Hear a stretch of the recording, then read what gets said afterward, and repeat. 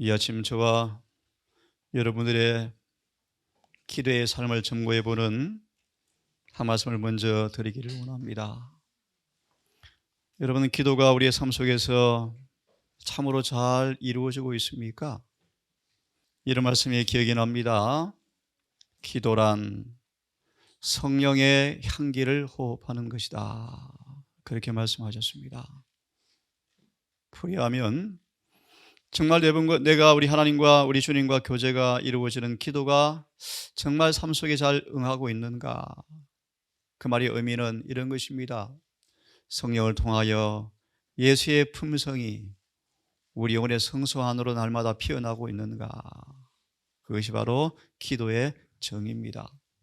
이 안식일 에녹처럼 호흡하는 기도의 삶을 통하여 성령을 통하여 주의 은혜가, 그분의 품성이 우리 영혼의 꽃으로 피어나는 경험이 있기를 간절히 바랍니다. 어제 환영 예배 하지 못한 말씀을 이 특별 새벽 기도를 통하여 말씀을 좀 드리고 싶습니다. 이 대쟁투 597페이지는 말씀하시기를 생애는 믿음으로 이루어지기 때문에, 우리의 생애는 믿음으로 이루어지기 때문에 성경을 가지고 있으면서도 성경에 대한 그릇된 견해를 가지고 있다면 하나님께 영광을 돌릴 수가 없습니다. 잠언 23장 7절은 그렇게 말합니다. 그러므로 그 마음이 어떠한즉 그 위인도 그러하다라고 말합니다. 예를 들겠습니다. 에베소 2장 8절처럼 구원은 우리 행위에서 난 것이 아니요 하나님의 선물이라는 말씀에 대해서 우리가 어떻게 믿고 있는가, 어떻게 깨닫고 있는가 라는 사실은 어쩌면 운명을 결정하는 엄숙한 문제입니다. 여러분, 하나 짚고 넘어갑니다. 왜 구원이 선물입니까? 에베소 2장 1절과 7절은 말하기를 회개도, 거듭남도, 칭의도, 성화도, 완전도, 주님과 일치되는 경험까지를 7절까지 설명합니다. 이것이 은혜다. 그래서 구원이 선물이다. 다시 말합니다. 여러분, 회개하셨습니까? 왜 구원이 선물인가? 회개도 그분의 선물입니다. 그럼 여러분 회개하셨습니까? 선물 받았습니까? 회개한 사람은 죄에서 결정적으로 돌아선 사람들입니다. 여러분, 구원을 선물로 받으셨습니까? 가장 구원의 첫 단계 회개가 이루어졌습니까? 회개는 결정적으로 죄에서 돌아서는 것인데 왜 죄를 반복하고 있습니까? 그러면서 구원이 선물입니까? 속았습니다. 속은 것입니다. 여러분, 용서 받으셨습니까? 용서란 그저 죄를 덮어주는 것이 아닙니다. 산상본 114편에 말하기를 용서란 결정적으로 죄에서 돌아서게 하는 마음의 변화이다. 가래 3권 190페이지는 말씀하십니다. 마음과 품성에 예수의 형상을 찍어버리는 것이 용서다.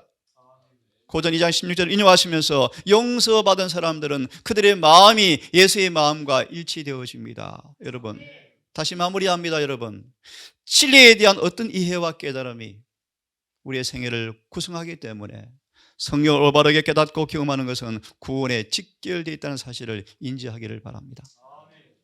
이 아침 저는 표준을 높이라라는 제목으로 말씀을 좀 드리고 싶습니다. 엊그제도 제가 그런 말씀을 드렸죠.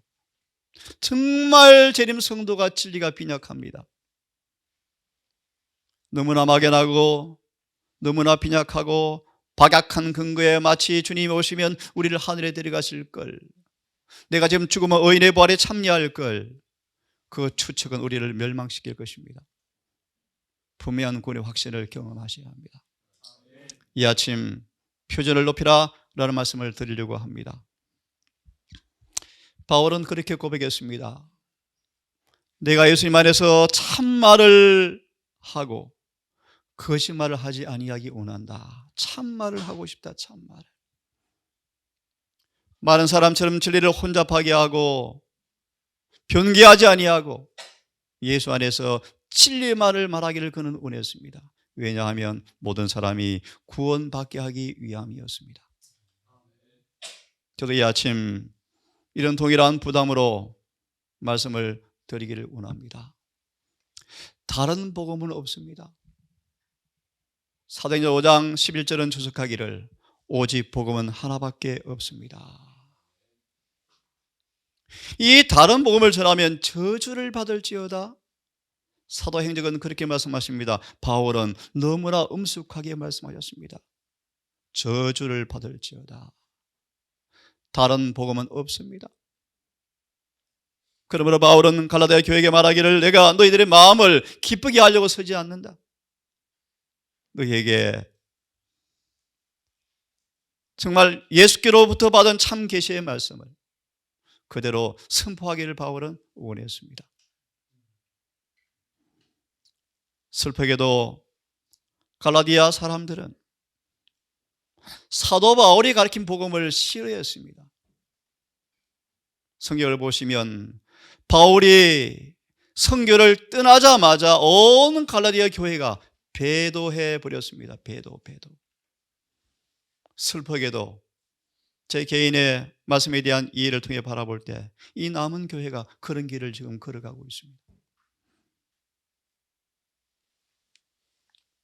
이 갈라디아 교회는 정말 자아가 온전히 부서지고 온전히 깨어지고 주와 함께 참으로 장사되어지고 죽고 새로운 생명으로 거듭나지 아니하면 하늘에 절대 갈 수 없다는 바울의 복음을 너무 어려워 힘들어 좁은 길이야 로마서 6장 1절의 주석의 말씀처럼 오늘날 재림교회 안에 거듭난 사람이 거의 없다. 갈라디아 교회는 바울이 가르친 복음을 싫어했습니다. 왜요? 거듭나기 위해서는 희생이 요구되어지고 매일 거듭나기 위해서는 매 분초마다 죽어야 하는데 그것은 어려워 라고 생각하고 오류에 매달려서 스스로 기만당하고 다른 사람도 속였다. 여러분 거듭난 경험 있기를 바랍니다. 내 삶이 진리와 성경과 계명과 일치되고 있는가? 조화되고 있는가? 예를 듭시다. 내 언어가 내 생각이 진리처럼 순결한가? 거룩한가? 내 손과 발에 율법의 인이 찍혀져서 내 행동 속에 율법과 조화되는 삶이 이루어지고 있는가? 이것이 바로 참된 거듭남의 증거이다. 마태 22장 11절 12절을 인용하시면서 이것이 예복을 입었다는 것이다. 우리의 구원은 율법의 순종함으로 이루어진다고 명백하게 말씀하십니다. 어제 교과를 했기 때문에 하지 않겠습니다. 이것이 은혜입니다. 은혜. 자, 오늘 제목은 표준을 높이라는 것입니다. 주님이 말씀하셨습니다. 아버지여 하늘에서 뜻이 이루어진 것처럼 이 땅에도 이루어지기 원합니다. 계시록 12장 9절과 10절은 말하기를 죄와 사단이 더 이상 하늘에 있을 곳이 없습니다 라는 뜻입니다. 아버지시여 내가 십자가 위에 달려 다 이루므로 더 이상 하늘에 죄와 사단이 있을 곳이 없게 된 것처럼 이 땅에도 당신의 나를 영접한 사람 영혼의 성전에도 이 교회에도 하늘에서 이루어진 것처럼 죄와 사탄이 있을 곳이 없게 해 주십시오. 이 기도가 응답받아야 합니다. 그런 뜻입니다.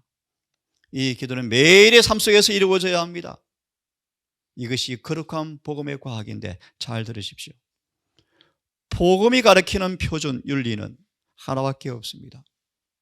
그것은 하나님의 마음과 뜻이 완전한 표준, 그분의 마음과 뜻이 회개하고 변화함으로 우리의 삶 속에서 받아야 할 그 품성의 표준 외에는 없다. 다시 말하면 복음의 표준은 뭔가?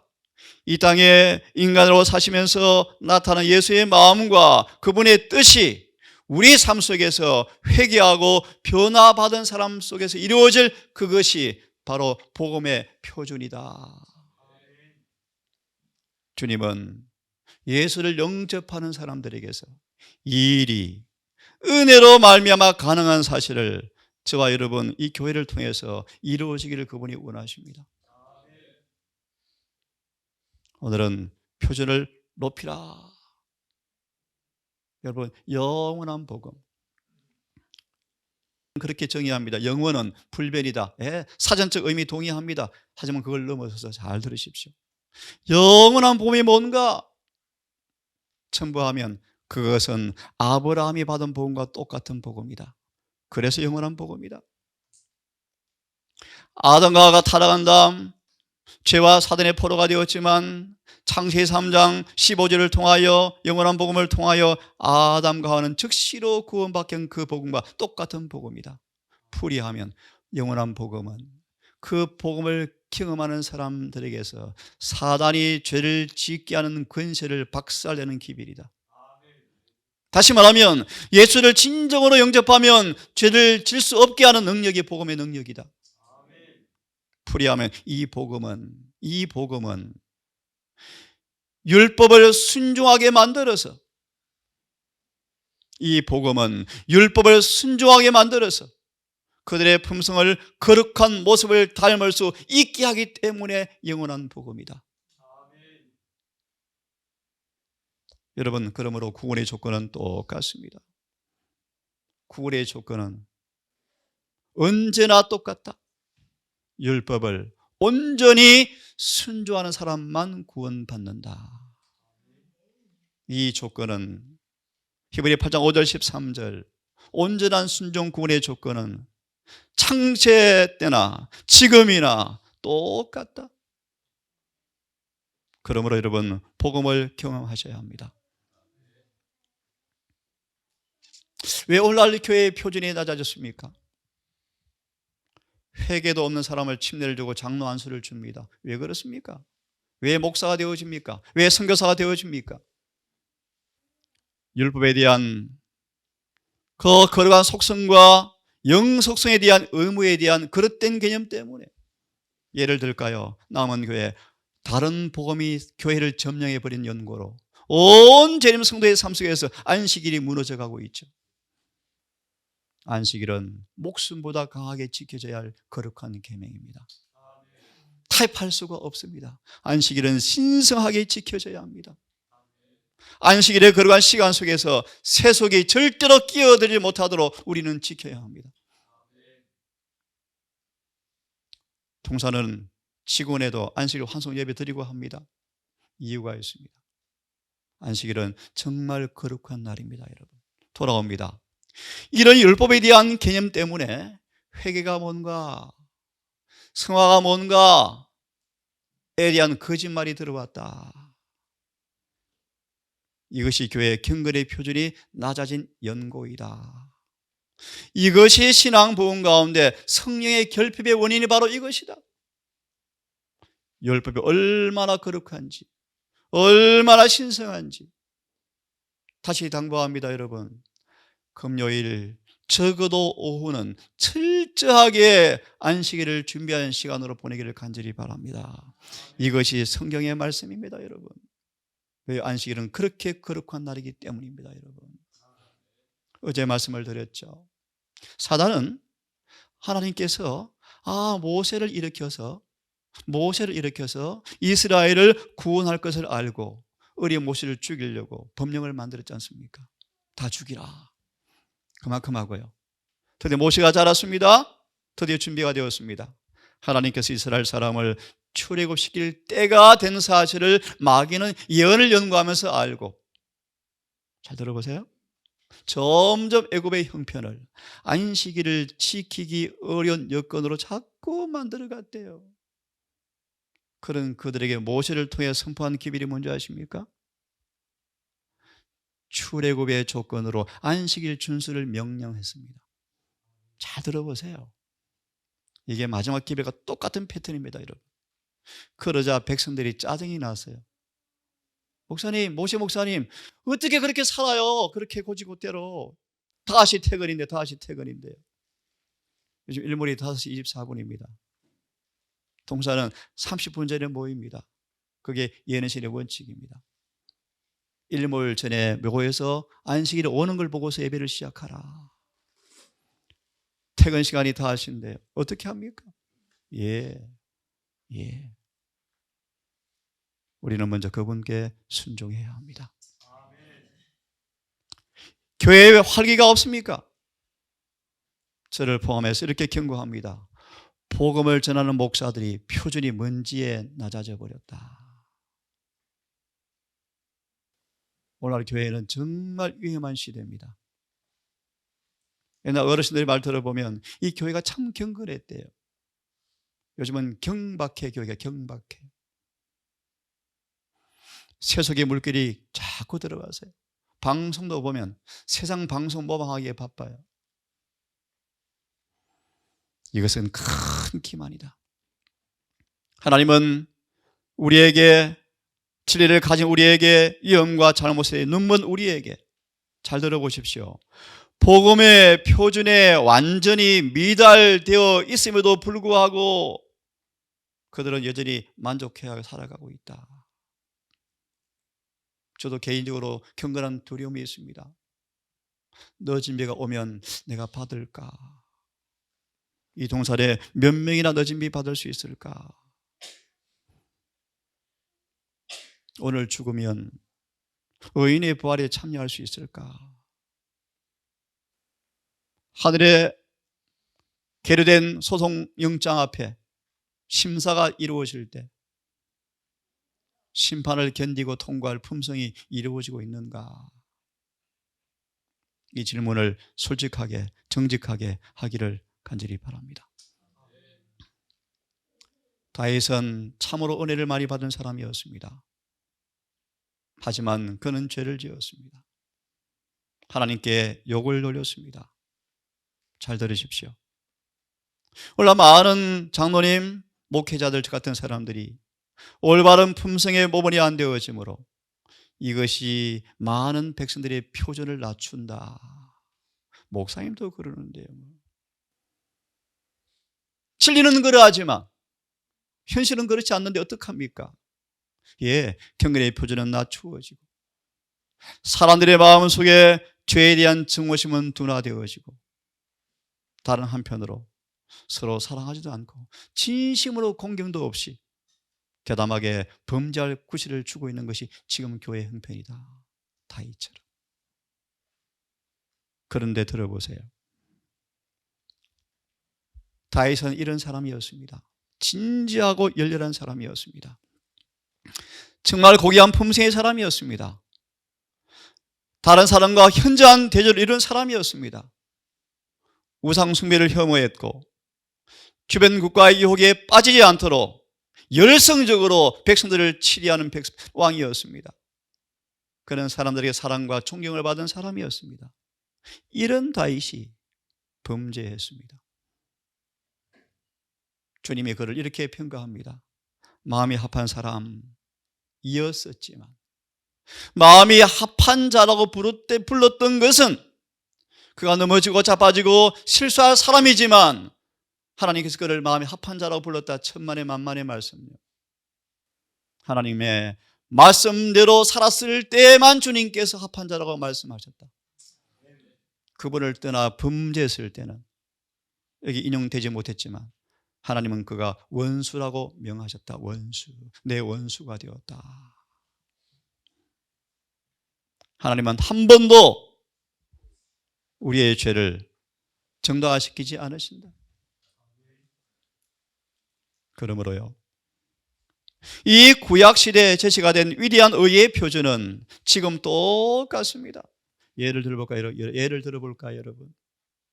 쉬운 예를 듭시다. 웃사가 하나님의 법궤를 호위하는 최고의 목사로 부름받은 웃사가 오랫동안 주님께서 오래 참으시자 자신의 품새의 결함이 무엇인지 알면서도 주님께서 오래 참으시자 주님 자애로우시구나, 참 자비로우시네, 허물과 죄가 있어도 이렇게 나를 목사직을 평생하도록 붙들어 주시네. 하던 그 우사가 점점 거룩한 속성에 대한 이해가 자꾸 낮아져서 분명히 법궤는 손으로 만지지 말라 그랬어. 알고 있음에도 불구하고 망각하고 잊어버리고 하나님에 대한 견해가 낮아져서 법궤가 리어커에 싣고 가는데 진흙 땅에 넘어질라 하니까 우사가 안 돼, 내가 목숨을 걸고 지켜야지 라고 법궤를 안 넘어지게 붙들다가 즉시로 찢어져 죽었더라. 무슨 말입니까 여러분? 하나님은 변하지 않습니다. 변하지 않습니다 여러분. 거룩한 표준은 변하지 않습니다 여러분. 40년간 충성을 다했던 모세마저도, 그것도 고의도 일부러도 아니고 지치고 피곤하고 잠시 실수로 한번 성질 낸 것 가지고 모세야 너 이리 와볼래? 사단이 얼마나 기뻐하는 거 볼래? 너 나의 거룩함을 못 나타냈어. 살아서 가나안 땅 못 들어가겠다. 하나님은 변하지 않습니다 여러분. 그분의 품성은 영원합니다. 신약시대 은혜가 더 많다고 하나요? 신약시대는 덜 까다롭다고요? 천만의 만만의 말씀. 그분은 똑같은 분이십니다. 복음의 역사는 율법을 약화시키는 것이 아니고 율법의 명령을 지킬 수 있는 것으로 사람들을 끌어올리는 것이 복음이다. 저를 포함해 여러분, 이 기름진 포도원에 오랫동안 땅에 자리를 차지한 채 우리는 살아왔습니다. 혹다이처럼 하나님이여 내가 노년이 되어서도 버림받지 않으면 좋겠습니다. 백발이 승승하고 나이가 들어가는데 왜 변화가 없습니까? 왜 성격은 그대로입니까? 왜 품성이 변화가 안 되어집니까? 왜 작은 일에 서운해 합니까? 빨리 거듭나셔야 합니다. 빨리 거듭나셔야 합니다. 그래야 구원이 있습니다 여러분.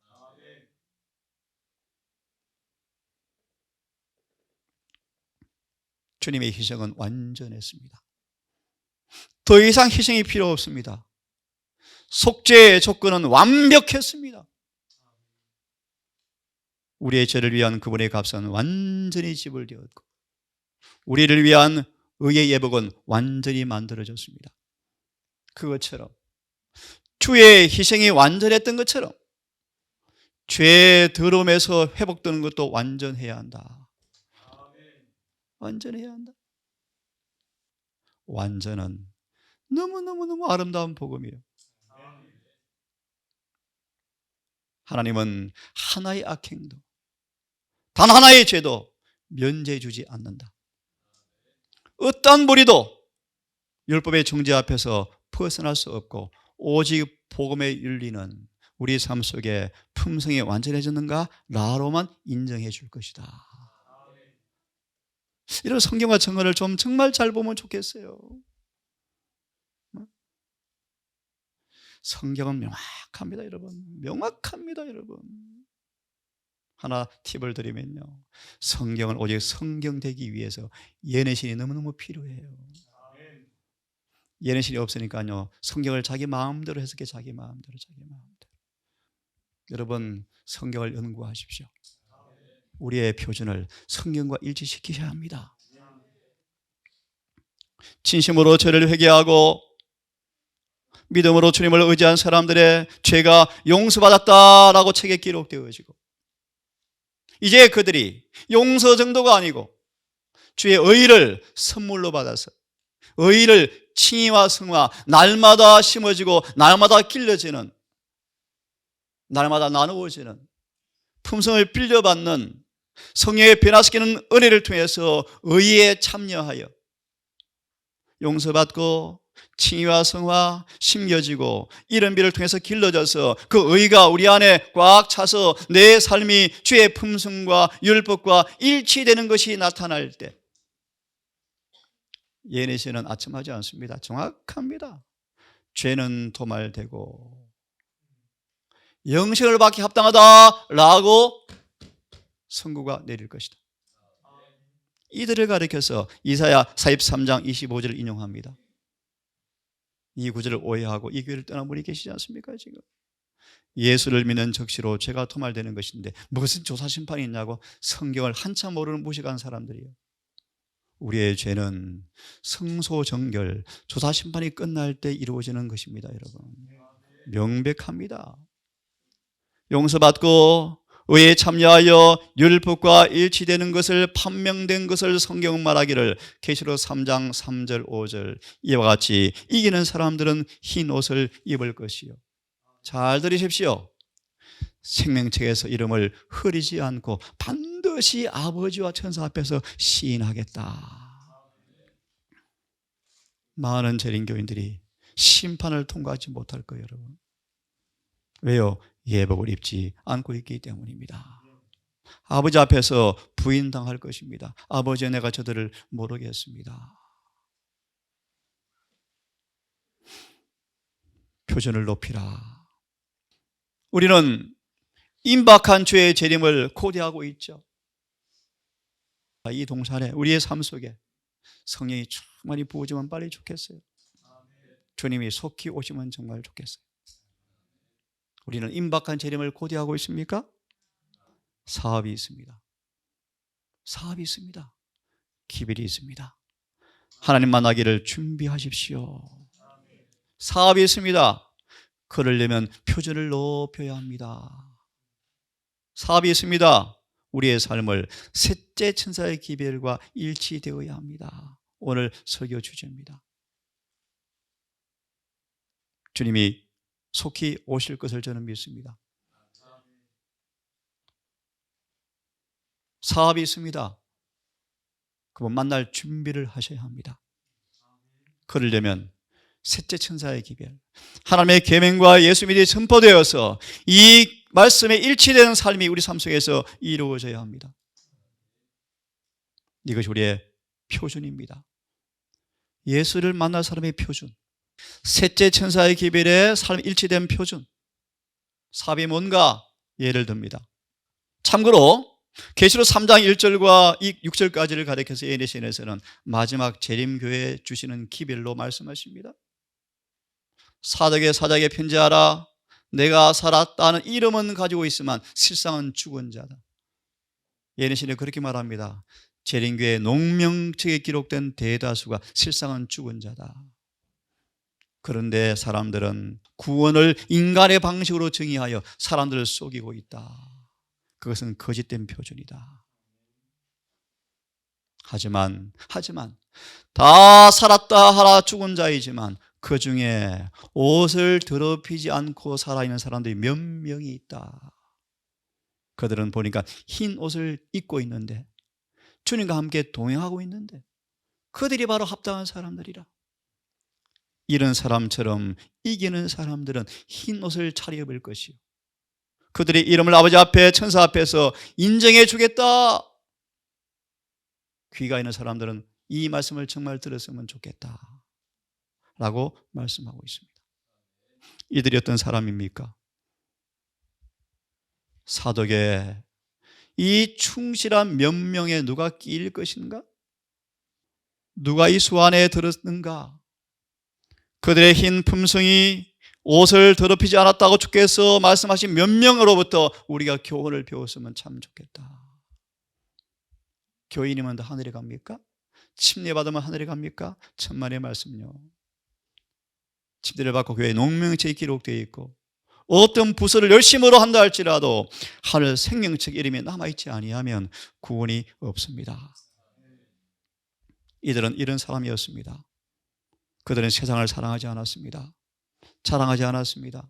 돈도 부도 명예도 어떤 것도 높이지 않았습니다. 이런 사람들은 열렬한 소망으로 순결하고 거룩한 믿음으로 영원한 약속을 붙잡은 사람들이었습니다.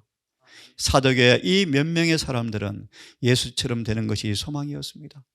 그들은 의의 표준을 계속 높이는 사람이었습니다. 왜냐하면 이 영원히 영광이 중요한 것이 무엇인가 확실히 알았기 때문에 그들은 예수처럼 되고 싶어서 표준을 높였고 이 땅에서 주님과 동행하며 살았기 때문에 세속에 물들지 않았습니다. 동료 인간에 대해서 예수의 의를 보여주었습니다. 그들을 주님께서 평가하십니다. 합당하다. 합당하다. 이런 성도로 동산이 찼으면 좋겠습니다. 여러분, 표절을 높이셔야 합니다.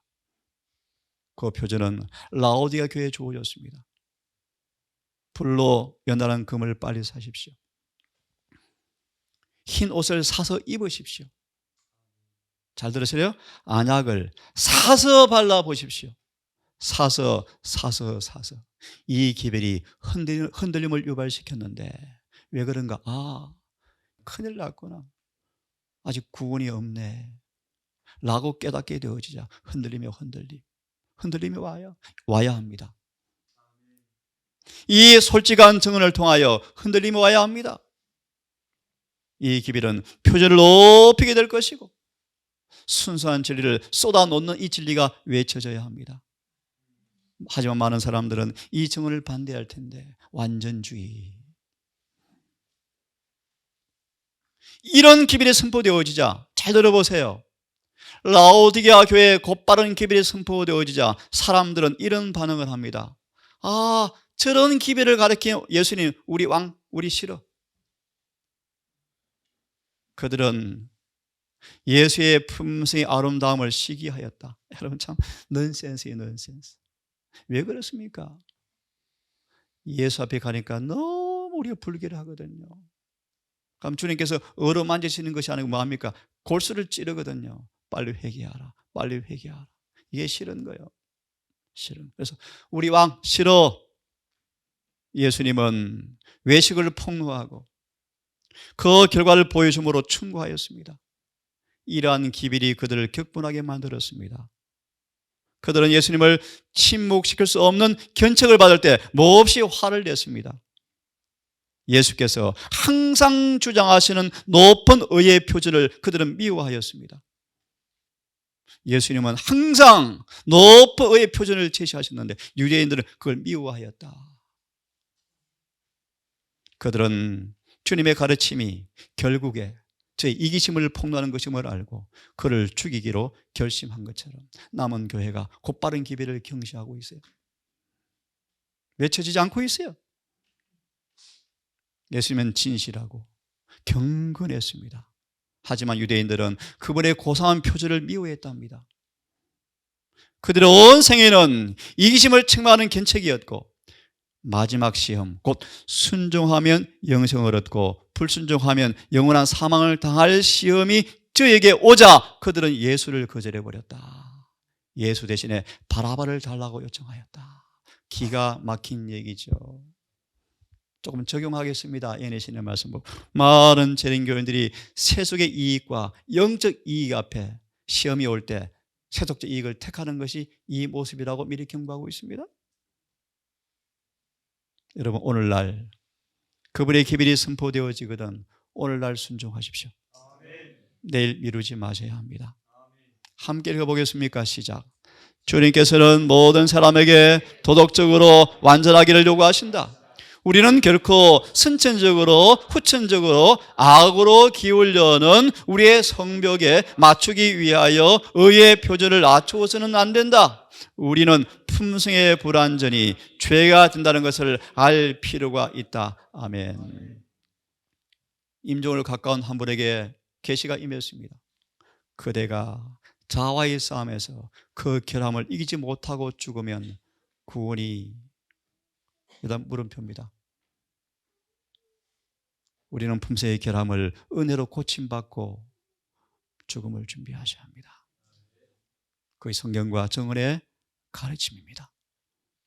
부자 나사로 비유 여러분 아시죠? 우리는 죽을 때 식욕, 입맛을 그대로 가지고 무덤에 들어갑니다. 부활할 때 그 입맛 그대로 부활시킵니다. 그러므로 육식에 있어서 지금 재림교인 가운데 절반만 개심한 사람, 무슨 말입니까? 상황 따라서 어쩔 수 없이 고기 먹는 사람? 늦은 비를 받지 못할 것이다. 여러분 꼭 기억하세요. 완전히 계획하시고 진리에 온전히 순종하는 우리 모두가 되기를 간절히 바랍니다. 우리는 주님께서는 나누어짐을 받지 않습니다. 날마다 자기를 포기하는 것, 말씀을 연구하고 탁월한 표준에 이르기 위해서 품성의 완성을 위해서 늘 주님께 순복하는 이 경험이 우리 삶 속에 겸비하게 이루어지기를 간절히 바랍니다. 사도 바울은 성령 충만한 사람이었습니다. 고고 12장 셋째 하늘을 갔다 온 사람이었습니다. 부활한 주님을 눈으로 본 사람이었습니다. 그 속에 뚜렷한 주님의 흔적을 가진 사람이었습니다. 그는 장사불량의 사람이었습니다. 그런 그가 고백합니다. 나 구원받았다, 이루었다 라고 하지 않았습니다. 엄청난 뚜렷한 경험도 있었지만 과거는 다 잊어버리고 표대를 향해서 진군하고 있습니다. 내가 나아가고 있습니다. 그러므로 오늘 주님과 하나가 되어서 저를 승리하고 이긴다 할지라도 아직도 내가 더 그분을 닮고 싶어 라고 생각하면 주님께서 더 깊은 것도 보여주겠다, 그런 말씀이에요. 이 말씀을 이렇게 더 이해하시기를 바랍니다. 여러분, 성령을 슬프게 하지 마십시오. 왜냐하면 우리 안에 예수 형상이 이루어지고 구속이 끝날 때까지 성령께서 날마다 우리를 인치시는 분이시므로 그분을 슬프게 하시면 안 됩니다. 그분이 어떻게 슬퍼합니까? 자존심을 내세우면 성령은 슬퍼합니다. 자존심 버리셔야 돼요. 자아 버리셔야 돼요. 자기 연민 버리셔야 돼요. 자아는 비켜놔야 돼요. 감추어져야 돼요. 그래야 주님께서 우리 안에 일을 하실 수가 있어요. 예, 성령을 슬프게 하지 마십시오. 에베소 4장 30절 들어보세요. 우리가 성령의 축복에 대해서 이야기하는지 모르지만 그 성령을 받을 준비를 하지 않으면 무슨 소용이 있겠습니까? 70년, 80년, 한평생 재림신앙 무슨 소용이 있겠습니까? 헛일로 끝납니다. 오늘 신앙을 더 아니하면 저번에 말씀 보세요. 평생을 통해서 회복하지 못할 수도 있대요, 여러분. 그러므로 오늘날 일하는 동안에 히브리 3장 성령의 음성이 들리거든 오늘날 말하라, 순종하라. 읽고 끝내겠습니다. 우리는 오늘 기도처럼 예수 안에 있는 장사한 분량으로 이르기 위해서 노력하고 있는가? 쉽게 풀이하면 어떤 시험에도 넘어지지 않은 사람으로 자라고 있는가? 우리는 충만함을 구하고 있는가? 우리 앞에 있는 표대, 품성의 완전을 위해서 달려가고 있는가?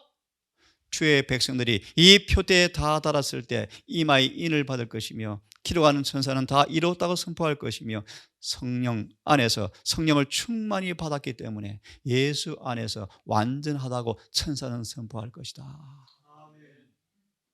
오늘도 여러분, 내 자신의 표준이 아닌 이웃 사람의 표준이 아닌 성경의 표준을 바라보고 바울처럼 성령 안에서 전진하기를 바랍니다.